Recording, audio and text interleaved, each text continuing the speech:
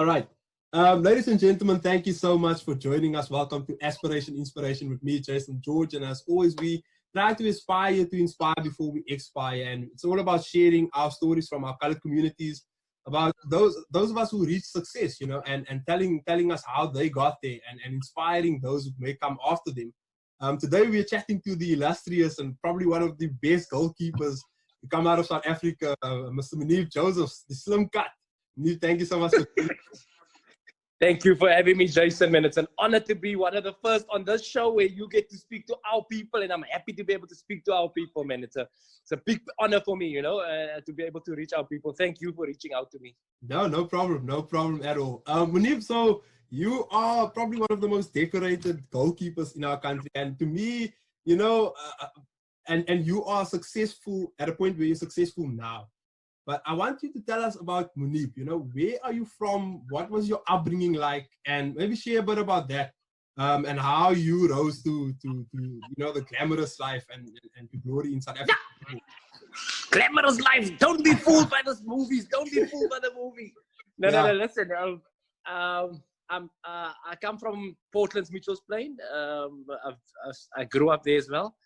I grew up with a mother and a grandmother. I don't know my father. Until my stepfather came into my life. That was at the age of 16, and I'm the eldest brother of 4 kids. My 2 sisters and my younger brother. So growing up for me in Mitchell's Plain is the reason why I got to achieve what I got to achieve. You know what I'm saying? Because of the background. The first thing, like for me as a footballer, as a person, the first thing when a light is born in Mitchell's Plain, the first thing they give you a soccer ball, right? Yeah. That's the first thing they give you. Here's a ball. Go play with the ball. And somehow that just stuck in my head because that was all I focused on. Yeah. I attended Unieside Primary. There, my primary school.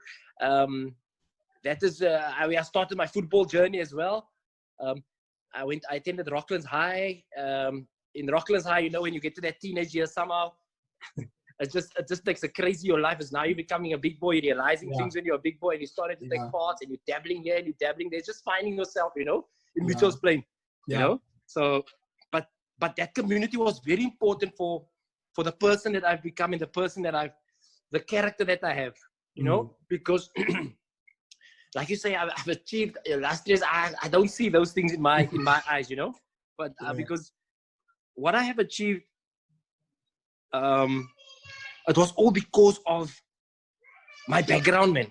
The people I had around me, the lifestyle I had. When I was down, there was always that someone to pick me up. So there was always that community feeling in Mitchell's Plain, and playing playing professional football, you needed those things, man. You know what I'm saying? Because you get lost along the way. As you carry on as football, there comes so many distractions. I'm sure in life as well, there's so many distractions. But if you know where you come from and you know what your goal is, you always have it in the back of your mind, man. But some of us get lost along the way, whereas the distractions completely take over our heads. So then we believe in the things that you say where illustrious and the best goalkeeper, and some of us tend to believe it where we forget our humble beginnings, Yeah. Where the mommies who used to tell you, or your friends will tell you, needs, I don't say squares, You know what I'm saying? So that immediately humbles you, and that's that's in the back of your head, So that community, that upbringing for me was very important. Where yes, we encourage our kids, hey, come on, you need to push towards that goal, And now and then you give him a pat on the back. But you never pick him up to a point where he believes to himself, no, he's the best in the world. And okay, as we carry on, I'll explain to you the difference of the generation that I come from and the generation I'm seeing now ahead of me, No, definitely. But Moeneeb, was it always football? When did you know that this is your calling? Did you want to do anything else if it was not football? I'm gonna be brutally honest with you, right? Brutally honest, right? Because that's what people want to hear. In the community we grew up, yes, we had friends and all those things. And as you get into high school, you love football. Yes, you love football. But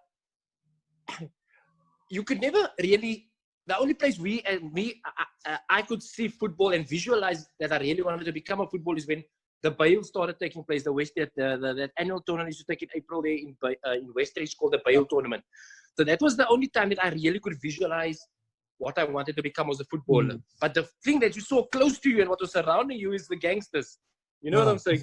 So, I wanted to be a gangster, right? I want to be honest. I wanted to be a gangster, right?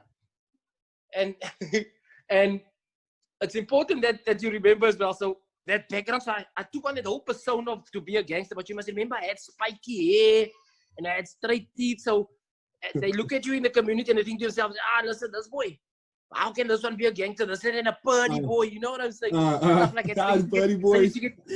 Yeah, you know what I'm saying? So you used to get teased like that, man. I used to get teased like that, right? And I thought, man, this always must take me serious, man. You must take all advice, yeah. You know what I'm saying? So now many of the men, I always ask this, when I get to Joburg and stuff like that, they used to ask me, why did you pull out his teeth? And nobody knows why I pulled out my teeth. You know what I'm saying? But so I decided to myself, you know what? I'm going to pull my teeth out now. And I'm going to have a little bit of a more vreed look. You know, and be a little bit more, you know, that you look the part, man. Yeah. Listen, I'm going to have a gold tooth put in. I still have that gold tooth with me now. You know what I'm saying? So that was the first persona I took on. Then I wanted to be a gangster and then put the gold teeth in, and these were the friends and stuff like that. But football, you know, in Mitchell's playing it out when I was a 90, you at home and you hear people are going to the Bale tournament. Now you know, your tani don't have money to give you to go to this Bale tournament, man. You don't have money to go in by the gate. You know, you're playing. I played for Westridge football there at Westdale first, and I played for Westridge. But when it's the big tournaments like that, now you can't go in. You don't have money. Your mommy don't have a 100 or 200 to give you. So now that was the first place where I started to visualize my dream, was when me and my brothers, we used to run to the field. You know, we ran to the field. So we could look over the wall. So now you must know, you're standing, you know, it's opposite, what's it? I think it's Parker's Primary. Westridge is opposite Parker's Primary, I think. Parker's or Mitchell Spring. So we used to run across the field there, run all the way down past Poodle, over the FLC, then we run around. Then we get to the field. But now we know we can't get in, you know. And I must know, running across that field there, you're running a gauntlet because you're either going to get robbed or something. You know what I'm saying? But they can't rob you. You cow footer. You don't have money. You have nothing. You know what I'm saying? There's nothing to rob. So, okay, we're going to get this safe. Then when you get to the field and you look over the fence, but you know, there's always a tree. I can still see that tree live. That once you look over that fence, you're getting up onto that tree. To look over the fence by Westridge Sports Field is like a totally different world compared to what you want. And that's where my love for it came in, slightly my drive, you know, was when I looked over that wall and I thought to myself, look at all this men, sir. The field is green. The ball is white. The lines is white. Then I think that love for the football came. Because I was playing junior football, but you know, when you play junior football, only the boys, mommies, the mommies and the daddies come and support that know that's working, you know, so they come and support on the weekend. My mommy can't come support me. My mommy took it to my brothers and my sisters, you know what I'm saying?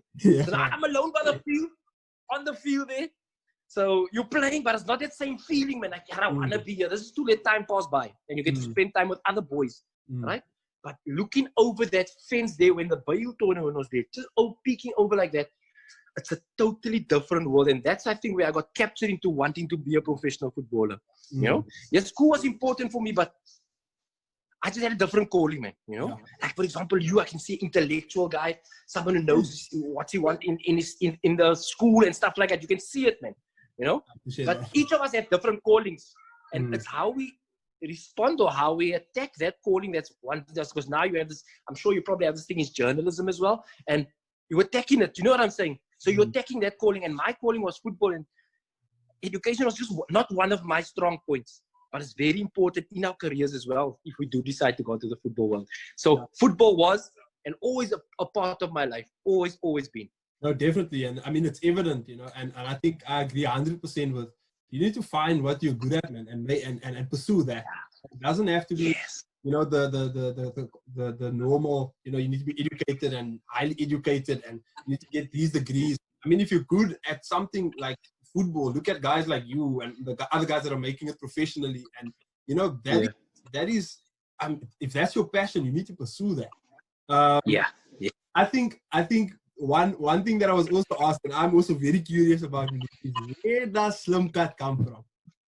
Yeah, you know what? I'm still trying to figure out that name, you know? Because my only nickname that I know about is Nippy, right? But as soon as I got to Joburg, when I signed my first contract at Wits, then I heard people started calling me Slim Cut. Now, I don't know where does name come from. I have no clue, I swear. Because you know a brave man or something in Mitchell's Plain, not going to call you a name like that. Oh, Slim Cut, nice.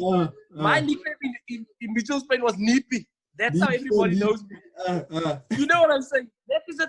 So Slim Cut, I think I adopted that name here in Johannesburg. As soon as I got to Johannesburg, they started calling me this name. So now, the worst part about this name, it was catchy. It was catchy because because I started to ask people, hey, what do those people think? Why are they calling me? They said, no, Moeneeb, because you're slim and you move like a cat in the poles, right? But then when I went to Orlando Pirates, because most of my career was in Johannesburg now. Then when I went to Orlando Pirates, so the Chiefs and the Pirates rivalry is huge, right? So now they use that name. They turned that name around. The rival Kaiser Chiefs, they turned that name around. And whole week they were pissed you, and they turn that name around, and it turns around perfectly. They just go, dumb cut. Dumb cut. Yeah. Now you know the color and the gangster in you that time swearing just such long words, you know. Yo, what say your master? You know what I'm saying? But you can't say this stuff like that because you have this persona now. You're a professional footballer, you know. So you have to adapt now. Okay, now how am I gonna hurt you? Is by performing on the field. Exactly. You know? And that I turned that like that. Like that is what the character that I built in my junior as a lighty also in Mitchell's playing. When you're in the street, man, you're different. Oh, now you Superman. If you watch Superman. Don't let there be a karate movie on when you come out. You Bruce Lee. You know what I'm saying? So you take on these different personas. Yeah. And people forget, man. When you reach a certain level, there's things you need to be able to can block out, and there's sometimes you need to call it that superhero inside of you. Yeah. So my superhero on that for a field at times, he was called Nippy because he blocked people out. And he just took on that persona of Julle gaat van my nek sê nie. Ek gaan vir julle nou wys. You know what I'm saying? So you don't leave that Mitchell's Plain boy behind. No chance. No chance. No, definitely. And I mean, you know, your passion for the game, it comes through. I mean, I'm sure you've seen all the pictures, you've seen all the videos and stuff people post about you and the way you shout. And I think that's something that's unique to goalkeepers, man. The way they shout and command the game. And maybe just on that, you know, the way I understand the role of a goalie, when we play street soccer, the goalie is the guy, you know, we're going to call the goalie, come, you're going to be in the poles, and no one really wants to be the goalkeeper. Now, tell the truth. Tell the truth. Why do you put him goalie? You think he's the weak player? Go to the poles, man. Tell the truth. You Indian players always think like that. No. I mean, I can't even play proper football, but, you know, I wasn't anyway. They won't ask me to be goalie. I make it for the at least. How do you, you know, what characteristics do you need to be a goalkeeper and to play as well as you do? And, you know, how did you, how can I say, make that your trade? How did you make that your bread and butter, you know? Okay, you see, when I was a righty, so you play in the streets with your friends, and listen, I can tell you there's all goalkeepers across the world. Ask any goalkeeper you interview or you speak to, ask him, what do you think you're the best at? He will tell you straight, he's the best striker in the world. You know what I'm saying? So we playing when we started, we playing the roads, and now you play this football, you're always an infield player, right? But then I thought to myself, man, when I watch TV, and then I think to myself, yes, I want to be honest with you, this is how it was born. So now a goalkeeper, you must be a character. You need to have a lot of character, because you must remember, you're standing in the poles alone there. You're standing in the poles alone. Your other friends and Owens is all playing outside of the field now. You have to stand alone here. You know what I'm saying? So I thought to myself, you know what, man? While I'm playing inside there, I make a good skill, whop. Then I pass the ball to someone else, and that one get the credit, man. You know what? If I go stand goalkeeper and I make a save, everybody claps hands for me, not for any of those 10 players. You know what I'm saying? So I thought to myself, when I was young, so I thought to myself, I'm gonna go try that now, right? So under 10, I started 8 years old. I started playing with Westridge, and then we played. And so now there was like in our team, we were in each, at the junior teams that time, there was 2 good players in each team. So it was me and this one friend of mine, Sergio Lategan. So he was a good free kick taker, right? But then they always used to put me in the post, and I thought to myself, you know what? Nah, man, it's getting boring in the post because I'm doing nothing all the time. You know, we're just running. That's it. I'm standing here. Then I started to do the running keeper, right? Remember, this is 10 years old. Yeah, running goalie. Yeah. So now I'm 9 years old playing running goalie, and then all of a sudden I get selected for the Western Province team to go to Durban. So I'm thinking, whoa! If I stand here alone and they start selecting people, there's only 2 of us, or maybe if you come for trial, 4 of us that get selected, a pool of 4 of us that get selected out of, right? And if you look at the infield, there's about 20, 30, 40 players that they need to select from. You know what I'm saying? So I need to make my job easier. I'm going to make my pool a little bit smaller. And then I got selected to the Western Province team.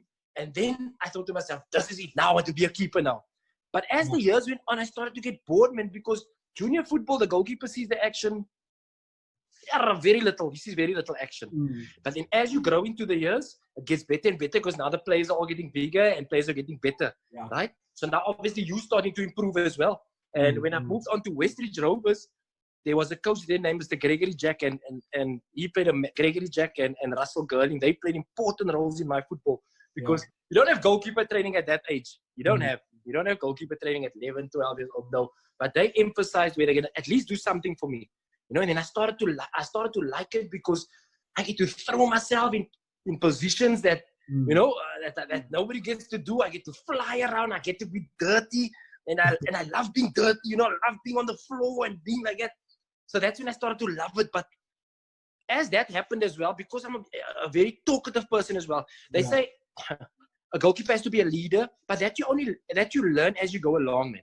You know what I'm saying? So especially in the communities where you are, again, where I come back to the community that you grow on. So where you come from, you want to be voted in the community, so your mouth is groot. You know what I'm saying? Now that characteristic you take, it makes you aggressive and crazy. And for a goalkeeper, he must be crazy. Because when everybody else is going forward, you standing alone there, who's talking to you now? Now you got that man that's in the back of your cup, they're talking to you. Unsa was a striker. You know what I'm saying? Then you accept him. You need to accept him. So you need to have that leadership quality. You need to be crazy, because I can tell you, as an infield player, an infield player is not going to put his head there when the striker is about to kick. You know what I'm saying? He's not going to do that. So you need to be crazy. You need to be brave. You need to be a leader. You know, you need to be able, because you must be able to command the box and control the game. That is you only gain, if the earlier you learn how to control the game, the better it is for you. But I started to learn that thing later, a little bit in my career, how to control games. But as a junior keeper, just be brave, have a big heart, and be willing to dive and throw your body around. And that's what I loved about being a goalkeeper. You throw your body around, you land, so you're not bound to take pain. You know what I'm saying? It's very important that you have that leadership, that character. It's important. No, definitely. I mean, as a goalkeeper, and you're talking about, you know, that train. There's no training when you are younger, and you know what kind of training do goalkeepers? What kind of training do you do? You know, I mean, do you train as physically as the other players? Do you train physically only, or No, a goalkeeper has specific training. You see, because a goalkeeper, if you look at it, we need to be agile. You need to be quick. You need to have hand-eye coordination. You need to have a certain movement in the box area. So in infield positions, you're just getting straight lines to the side, up and down. Whereas goalkeepers, we move in arcs as well. You know, because all you try to do is protect that goal area, right? So the goal area, for you to move around, you can't be moving in a straight line up and down, because there's a lot of aspects where, in the sense of cutting the goal, making the goal smaller, and all those things. So training is totally different, and you need to be able to throw your body. So what we do, a specific training, is we get to pick up our body weight and to put it down. Pick your body weight up and pick. So now I must remember, I'm now, for example, I'm 90 kgs now. So you have to pick that 90, you make a dive, you have to pick that 90 kgs up and move again. So there's a whole lot of specifics, whereas infield players, they're just running and movement. You know what I'm saying? But goalkeepers is up and down. And there's crosses that come in, so coordination, timing is important as well. So there's a lot of specific training that goes into being a goalkeeper. Yeah. They always say we're the laziest guys on the field. They always say goalkeepers are the laziest guys on the field. So then you challenge one of these info players to come do one session with us. Yeah. They won't last 2 minutes. They will not last 2 minutes, my friend. They won't last 2 minutes because it's crazy things. You know what I'm saying? But for us, it benefits us because it's strength training, it's sharpness, it's quick off the feet, and reading of the game. And that happens as you do the 11v11s on training. That's when you start to pick up how your movement should be, meaning as a sweeper, keeper, and positional play and stuff like that. So it's a whole lot of specific training that goes on. But it's important as junior football, especially in junior, that we do have goalkeeper coaches, man, so that you can plant that seed in them and that habits in them, so that when they do grow up, that it becomes a natural habit. It's a natural habit. You know what I'm saying? Yeah. But now most of us, like especially now, I look at amateur football now, they don't have that goalkeeper specific training. You know what I'm saying? So when the kid reaches about 15, 16, so now you have to go back to basics with him. Whereas if you had someone at amateur level or just helping out at that level, they could have fed him that methods and things, and he could have just been just a natural process into being a professional goalkeeper, whatever level of goalkeeper he wants to be at. So it is very specific. Yeah. No, so thank you so much for that. And you playing for Amazulu now, right? You signed with yeah. And I mean, you played for Ajax. You played for Ajax? Ajax, yes, Ajax. You played for Cape Town Spurs. You played for Wits. Yeah. Played for the B1 Orlando Pirates. That's yeah. No, but you have to start by Westridge. You have to start by Westdale, then Westridge. Begin by Westridge. Daar sê ons kan nie ry begin. You know, along the way, you know, talk to us about that career, and also you're being called up to the national team, and you know, also your time in the World Cup. You know, that was massive. I'm sure that was huge for you. What does that mean for you? Talk about your career, your moves from the various clubs, and why you made some of those moves, and what it meant for you. Yeah, you play for the national team in an occasion such as the World Cup. Yeah, you see, I started at Cape Town Spurs when I was 16 years old, right? I was standard 9, and then there was a decision for me to be made. Do I carry on with school, or do I become a professional footballer and pursue this career, you know? And fortunately for me, I had a good support structure where my mom told me, Moeneeb, you are not the brightest, my boy. You are not the brightest. So go and make this happen. Straight. Yeah, straight. Night. My mommy was like, he was a baie dom kind. He was baie dom. You know what I'm saying? He used to do dom goede. So she rather told me straight. Slim cut, man. Yeah, but that's what I tell you. Slim cut was in Joburg. In Cape Town is Neepie, and Neepie is the dombra. You know what I'm saying? Yeah. So Cape Town Spurs became Ajax Cape Town, right? And I was there from the start, and that was very important for the development of my career as well. Yeah. I started playing professionally when I was 16 at Cape Town Spurs, played a few games, and then became Ajax Cape Town. And from Ajax Cape Town, we had all these different coaches come in from Europe, from Holland especially, so they were coaching us as well. So that helped my progress as well, you know. And then I carried on with Ajax, and then Wits came in at the beginning. I think that was 2003, 2002. I'm not too sure. I can't go back to the years now and just be exactly, but either when it was 2002 or 2003, then Wits came in and they bought me at Ajax, you know, and that time they paid 2 million for me. And 2 million that time, you were the most expensive goalkeeper. Listen, 2 million. Listen, so they bought me for 2 million. That's nuts, me bro. When I left Westridge, right? When I left Westridge, so Cape Town Spurs came to buy me at the amateur football. Yeah, they bought me for 2,000 rand and a bag of balls. You know what I'm saying? They bought me for 2,000 a bag of balls, bruh. Then I went to Cape Town Spurs. Okay, then I got bought by Wits and I played Wits. So the reason why I went to Wits was because I wanted to move up to Joburg, and you know, to be respected in the football industry, Joburg is the place to be, because Joburg is the mecca of football. Joburg is the mecca of football, right? So I thought, okay, let me go the proper route. And then when they bought me, I thought, okay, I'm going to Wits.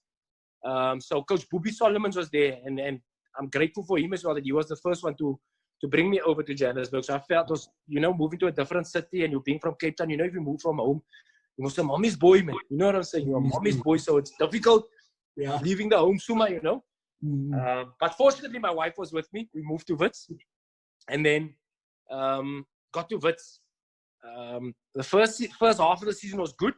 We were laying on top of the lock, and all of a sudden from there we just started to tumble down, which where I learned as well was the fact that, you know what, we didn't have a strong enough team at that time to compete at that level. But then I played there 2 seasons, and then until Orlando Pirates came in. And then when Orlando Pirates came in, I'm lying, that was close to, I played at Wits first season. I was there for 2 seasons, and I went to Orlando Pirates, And then when I heard Orlando Pirates wanted me, I thought to myself, you know what, this is going to be a challenge for me, but it's going to be quite to play for Orlando Pirates. You know what I'm saying? Yeah, it's going to be quite. So, okay, they came, and I went to Orlando Pirates.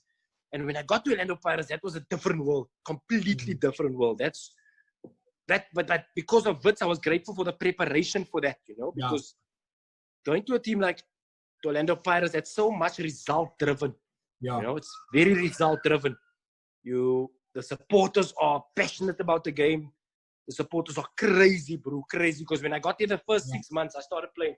So now I must remember, I'm coming to take a player's position that was an up-and-coming. He was the, what do you call him? He was the prodigy for the team. So he's the young boy, right? So I came, when they bought me, I came and they signed me. So I'm coming to take his place. So obviously the supporters loved him already. Because it's from their community, right? So they loved him already.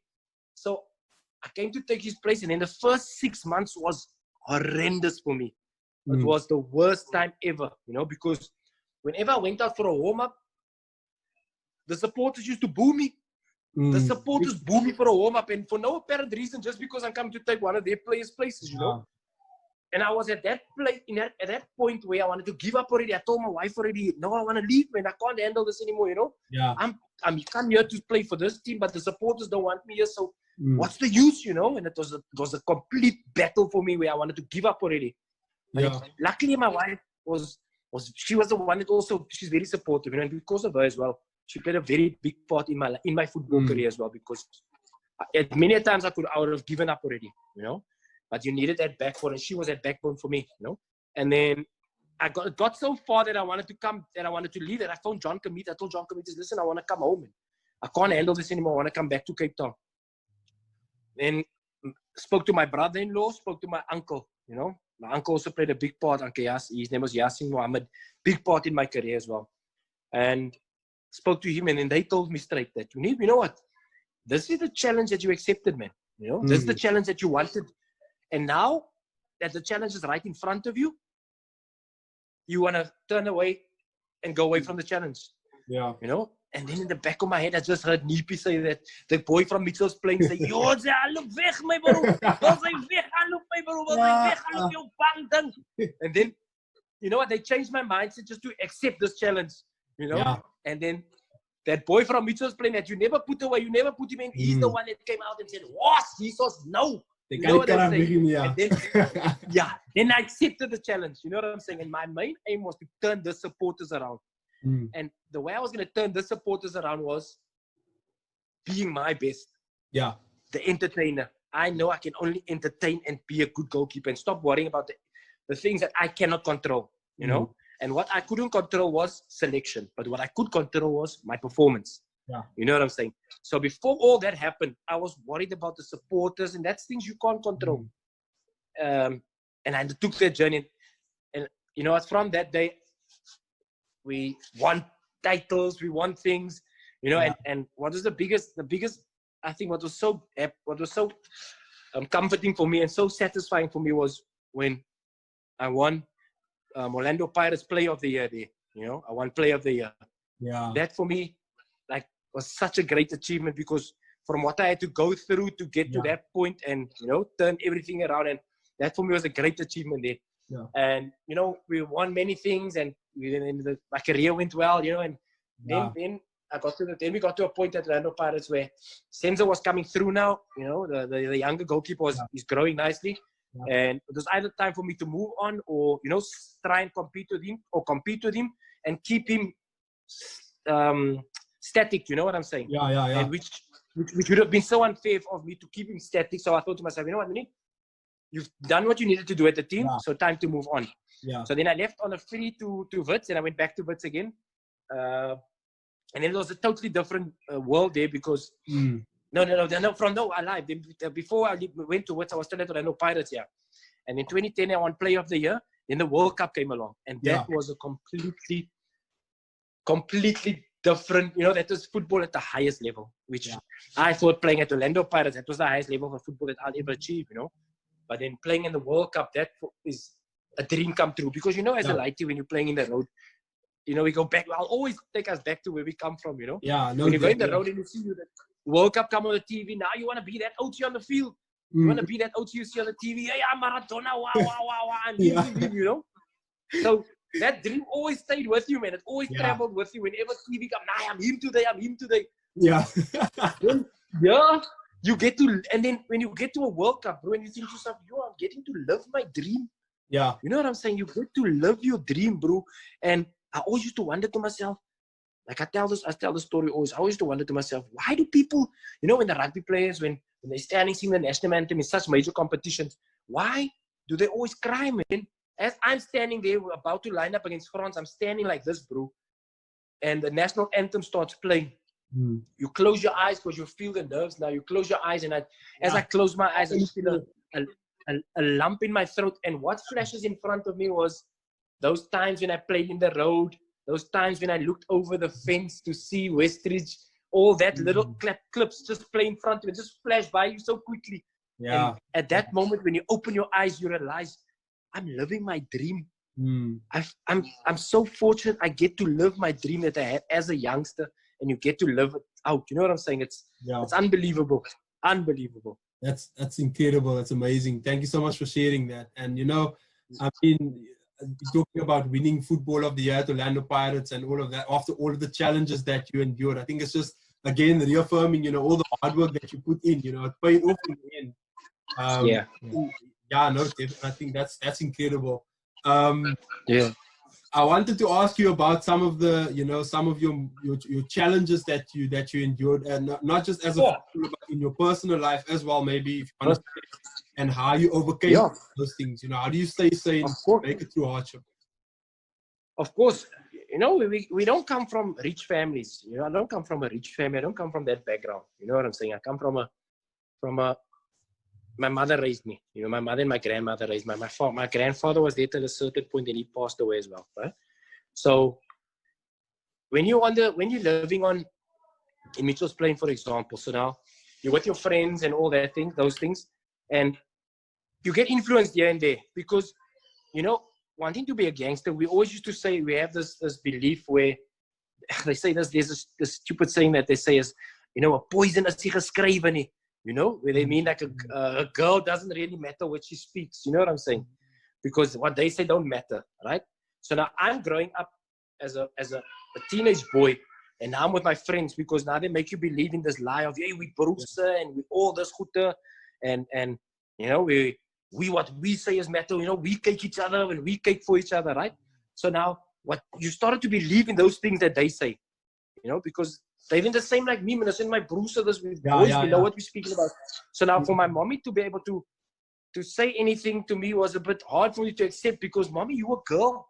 You don't understand what we're going through. You on the things, you know what I'm saying? So then you get caught in things you don't want to get caught in. You know what I'm saying? You get caught down the wrong path, going down the wrong path as well, doing the wrong things. And when I was on that wrong path, my best friend got killed. My best friend got killed, right? And that completely stunned me because I thought to myself, we're going to live forever and we're going to be this Owens forever, And that just knocked me a little bit to say, listen, hey,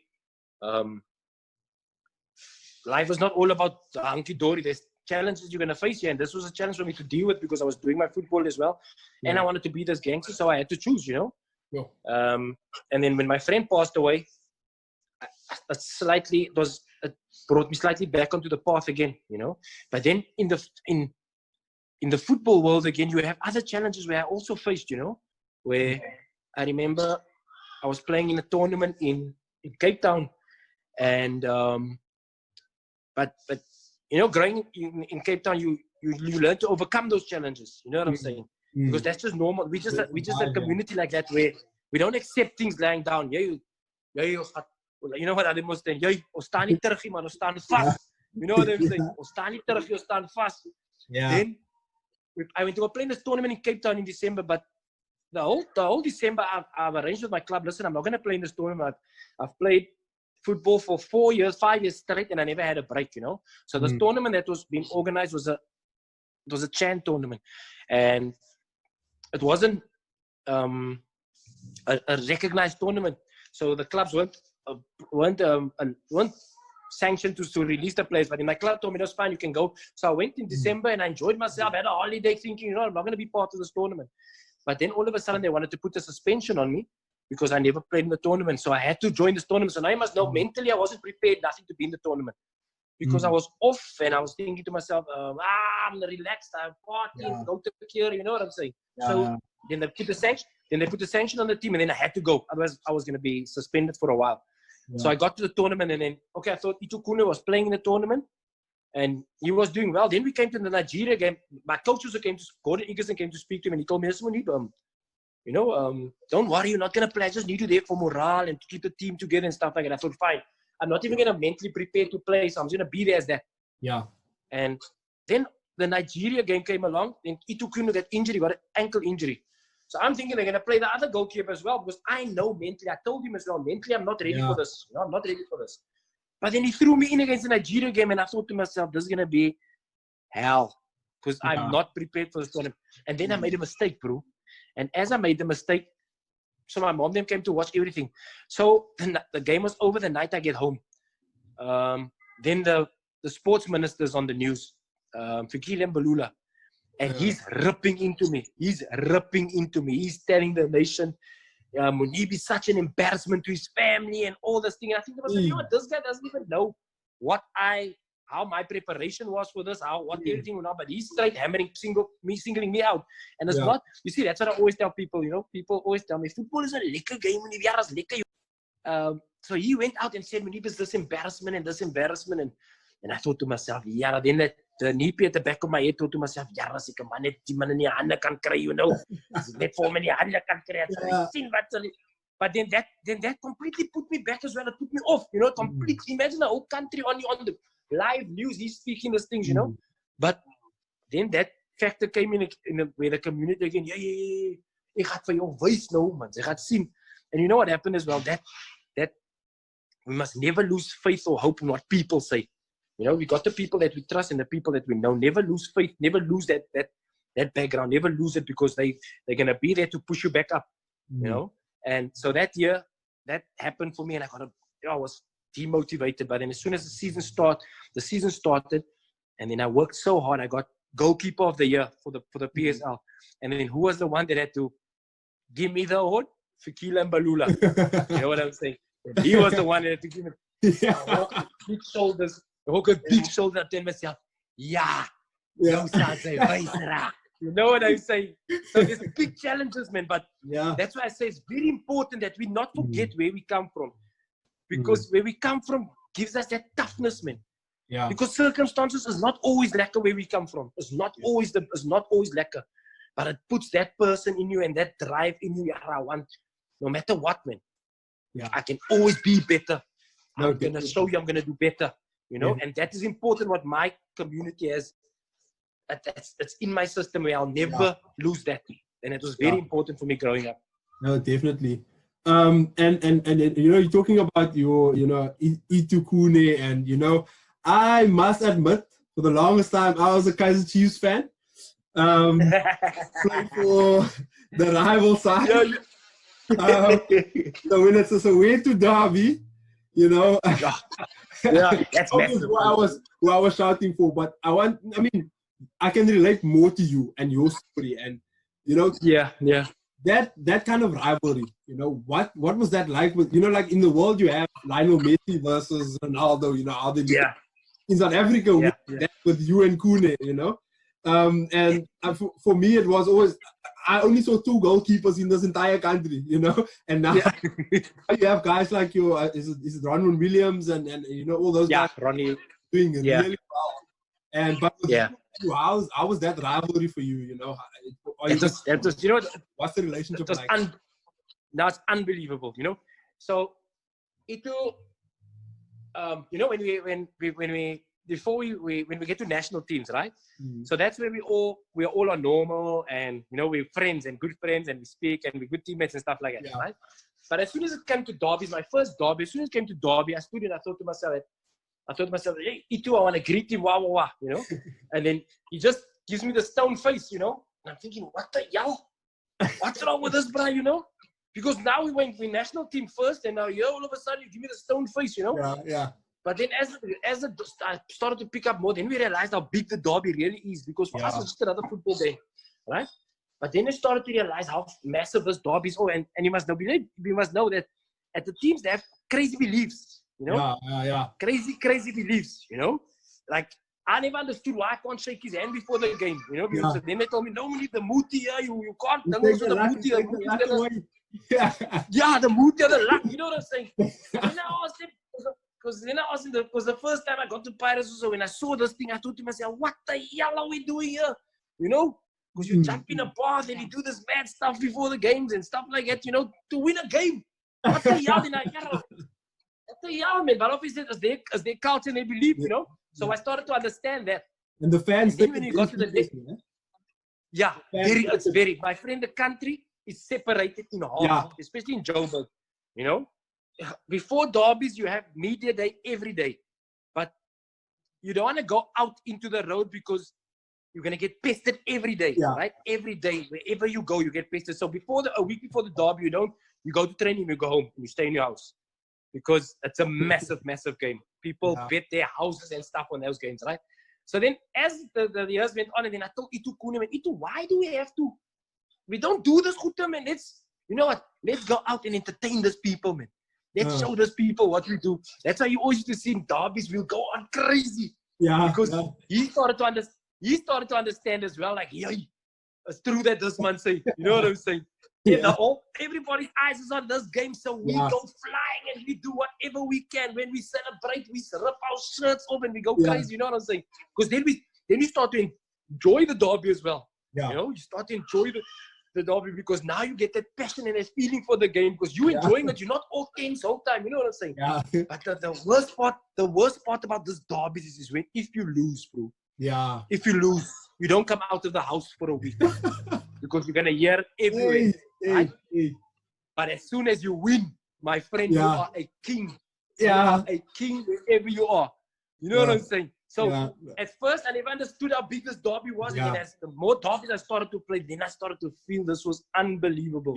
That's why I could feel why it's one of the biggest derbies in the world. So I thought to myself, why must I just be a pawn in one of this? No, man, I want to be an actor in one of those things. You know what I'm saying? And you do it so well. You do it so well. You know what I mean? And you know what we used to do? I used to get so caught up in these games, you know. So when we come out, you know, before you come, everybody then you're going to greet your supporters. So you must know, maybe that side is Kaizer Chiefs supporters and behind you is your supporters, right? And so we always try and give the other one his chance to do his thing and you do your thing and stuff like that, right? So then I used to think, I'm going to make this man some mal now. You know, so I grab my badge like this in front of the people, and I must know I'm still the captain. I grab my badge like this and I kiss my badge. And then I love this thing like this. You know how mad the people go. You know what I'm saying? Make this thing love, man. Make this thing love, because it's not going to last forever. So you're part of the game, but you also, man, you want to sit back when it's done and you think to yourself, that was amazing, and you were part of that whole situation, man. So as I can tell you, as big as people think it is, it's bigger. It is much, the intensity, the entertainment, oh my word, everything comes to a standstill. Just a quick one, just on that. As you know, as a goalkeeper, when you go to penalties, what do you guys go and tell the player when you take the ball to them? I was like, when the goalkeeper, it looked like you see, them. What are you saying? You see, I used to take it like this, man. I used to take it like this. If a guy is coming to take a penalty, right, all he wants to do is just focus on the penalty. Right? All he wants to do is just focus on the penalty. He just wants to put the ball down, the referee blow kick. Right? So, but he has a better advantage as well. He has to choose where he wants to kick.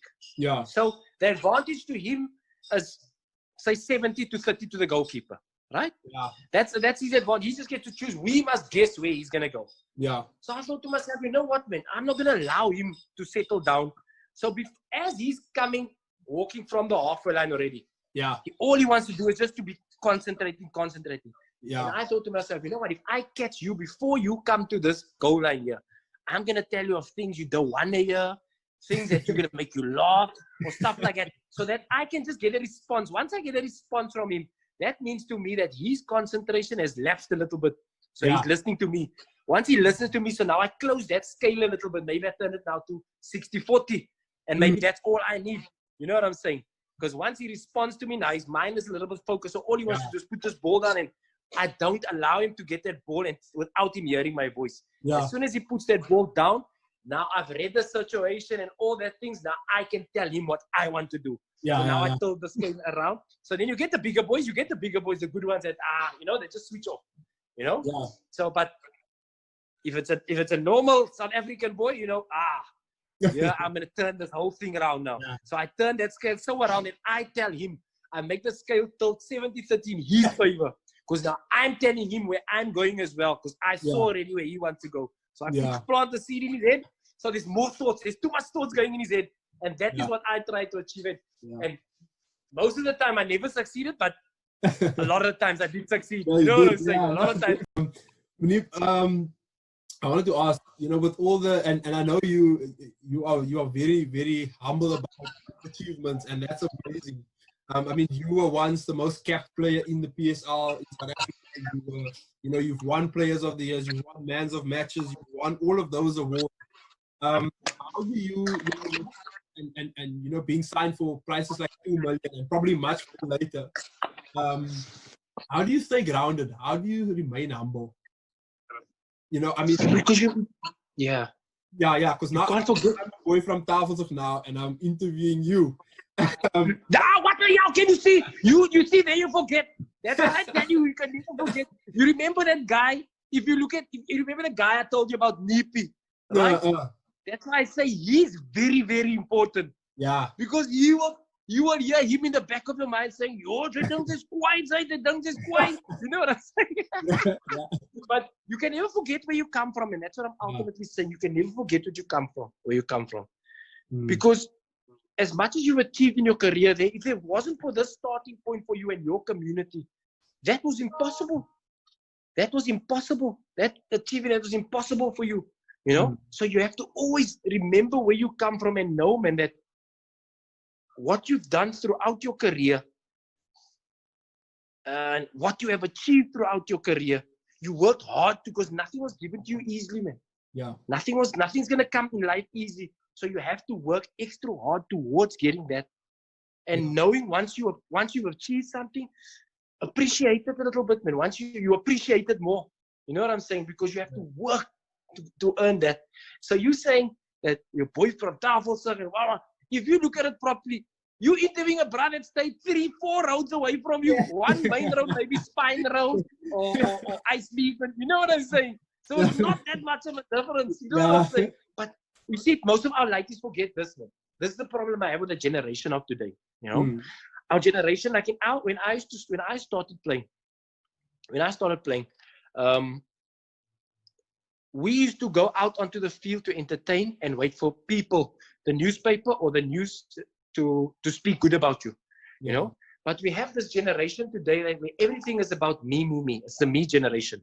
What you see me, you see I did this, and they are more focused on how they look or what they can do for themselves than how they can benefit the next generation or how they can benefit a community by doing what they're doing. It's all about themselves.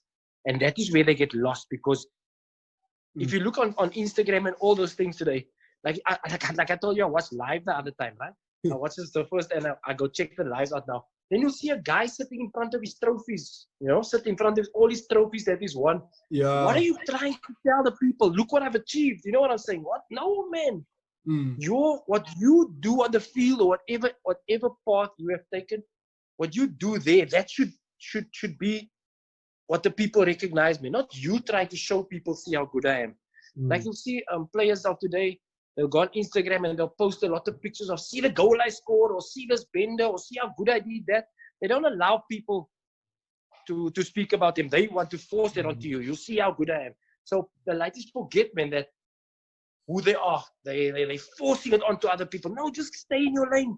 Put your work down. Know what you are there for, you know? And I know that what this game has done for me, this game has fed my family. You must know I left school standard 9. I don't know how this grade thing was. That's probably grade. I don't know what. Grade 11, yeah. So I'm from another generation.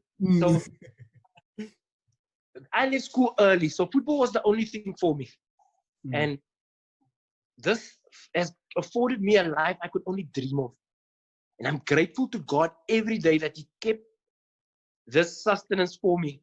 So that is what keeps me humble, because I could send my mom to Mecca. I could buy myself houses. I could do this. I could send my granny to Mecca because of this game. And this game has done so much for me. You know what I'm saying? It has done so much for me to be grateful for. Not to want to think that I'm above it. No, I stay humble because God has been grateful and I've achieved so much throughout this game. Some things could have easily gone wrong for me. You know what I'm saying? Things could have gone this way or that way. But He kept me steadfast in my journey ahead. My kids go to school. My kids, you know, I can afford a life for that I'm grateful for. And that will always keep me humble, because leaving standard 9 in today's terms, there's nothing much out for us out there. You know what I'm saying? In today's terms. But that's why I'm so much grateful for what this has done for me. And I think that has made me humble, because you always have to know where you come from and your journey that you're going on. Always remember it. Don't forget it. You're going to get lost. Yeah. Thank you so much for sharing that with us. I would love for this to continue all day. No stress, brother. No stress, Jace. I just have 2 more questions. The one is, you know, life after football. I know you've already retired from international football. But life after football for you, are you looking into coaching? What can we look out for from Moeneeb? Look, at Amazulu now, so they asked me to be the assistant coach, and I was assistant coach for the Kaizer Chiefs game, and I loved it. You know, I loved it. I love the influence you can have on players, and the different parts you can play on young men growing up as well, right? You can have that influence on them, changing their mindsets on what needs to be done and how the mind needs to work for. So the coaching aspect I definitely love, right? But because I've been playing football all my life, and I feel that, you know, that people always say you need to give back, right? I feel now that I'm coming to the end of my career, it's my turn to give back, man. Because if you look at the communities, and if you look at the communities that we come from now, especially in today's time, look at the communities now. You see that all they have to look out for, especially in Mitchell's Plain, in those places, is gangsterism. There's not that outlet for them to where they can visualize or see their dreams anymore. Whereas, remember in the beginning, I told you where I could look over the wall and I could visualize my dream, right? And make it a reality because I could visualize it, man. At the moment, our communities are so downtrodden with what's been happening that our kids can't dream anymore, right? So I feel that it's my calling, and you're probably the first person that I'm telling this to now, is I'm honored. My dream is, my aim now is to, the coaching, if it happens, it happens. If not, my first objective is to give back, not give back financially or give back this or no. I'm going to try and give back our kids' dreams, where our kids start to dream again. Because once you start to dream, then anything is possible, man. But because everything for me started with a dream. So our kids don't dream anymore. And if I can get them to start dreaming again, then anything is possible for them. But it needs to start with a dream. And my dream, what turned my dream into a reality was, like I told you, that annual bail tournament that was there. Yeah. You know? So that is my aim, to bring something like that back to Mitchell's Plain, where our families and everybody can start being involved again and not being scared of, you know, start spending time together, and our kids can visualize their dream of wanting to. Because like I told you in the beginning, what's the first thing they give you is a ball, right? So a lot of our kids have this ambition to be footballers. Yes, we're gonna follow paths and do things like that. It's either gonna be in the education department or something, be it whatever. But as long as we allow our kids to dream again. So that is my first and foremost thing that I'd like to do after football.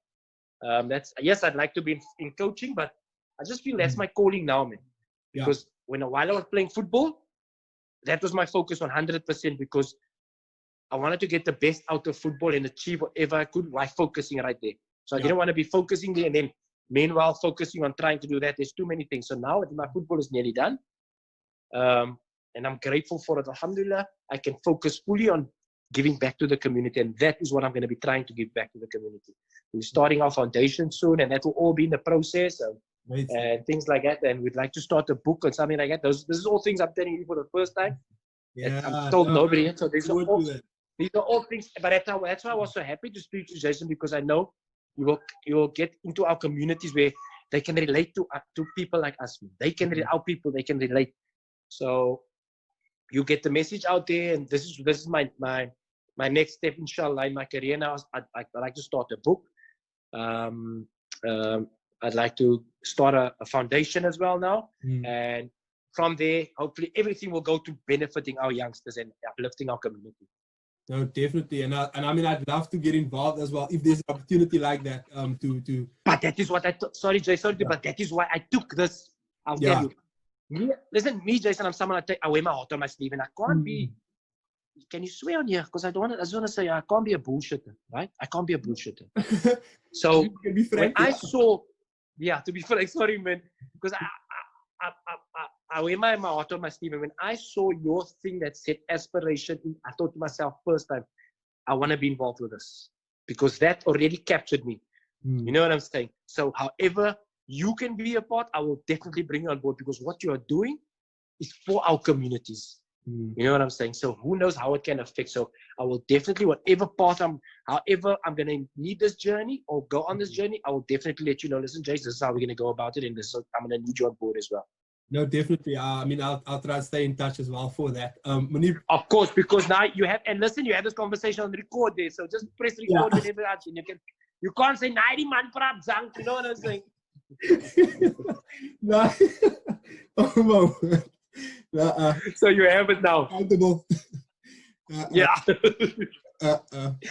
Last question for someone that will be watching this, and you've dropped a lot of nuggets of wisdom, and I'm appreciative of that. For someone that's watching this, and maybe also have goals to be a professional footballer or to be a professional in general, what advice do you give to them? The kid that is currently playing in the Bale tournament, the kid that's currently playing in various tournaments that want to make this a success, what advice do you give to them?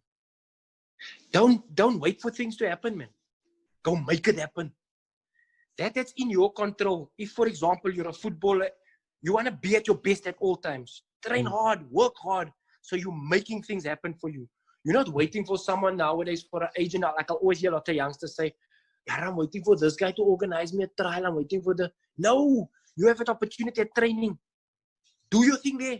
When you play that local game on the weekend, give your best, because you never know who's watching. So that automatically makes that you're making things happen for yourself. And before all of that, dream. Tell yourself what you want to be. And it's hard to dream at the present moment, the current situation in our communities, because there's so much happening that's negativity. It's hard for our kids to dream, because they go to bed with hungry stomachs. They don't know what's expecting the next morning, what's waiting for them the next morning. So it's hard, man. You know what I'm saying? So if we can, and that is what my whole thing is going to be about, is to give them back where they know, listen, I can visualize this dream. There's maybe the Bale, for example. There's maybe that Bale. So if he goes with a hungry stomach, the next morning he knows he's going to wake up. You know what? I have an opportunity to go see my dreams. You know what I'm saying? So dream first and foremost. If you dream about what you want to become, and go, and once you dream, go and make things happen, because it is a possibility up there. All we need to do is, we live in that, in Mitchell's brain, we say that box mentality, where we just live like it's in a box, But I realized to myself, we're not living in a box, man, because when I looked up a little bit and I looked over that fence, there was a totally different world. You know what I'm saying? A totally different world. So don't ever put your head down. No matter what the situation is, tuck your shoulders back, breathe in, and carry on forward. Go make things happen for yourself. Don't wait for things to happen. Thank you so much. I don't know if that makes sense, Jason. I don't know if that makes sense, because it does. Mixed bags. Definitely. And I mean, I've been inspired by this message from you. And, as I told you before, I I just try to, to start this and to get as many people involved as possible. And I'm so grateful to you for accepting the invitation and for, sharing your message of hope with us and with other people that'll be watching this. And I mean, sure, Jace. I really appreciate it. And if anyone that's watching this right now and you've been inspired by this message, please reach out to us. Let us know what you think on Aspiration, where as always we just aspire to inspire before we expire. Moeneeb, thank you so much. Is there anything else? Thank you for having me, Jason, and I really appreciate this opportunity. Because the first time I get to speak to my people. And I'm grateful that you reached out. Like you, for example, you made things happen, and that's how things go. Making things happen. You know what I'm saying? So it's a great honor for me to be a part of this, and definitely we'll be in touch in the future because we can't lose contact because we need to make this grow. You know what I'm saying? And that's how we're gonna help each other by doing things like this. Thank you for having me. Thank you very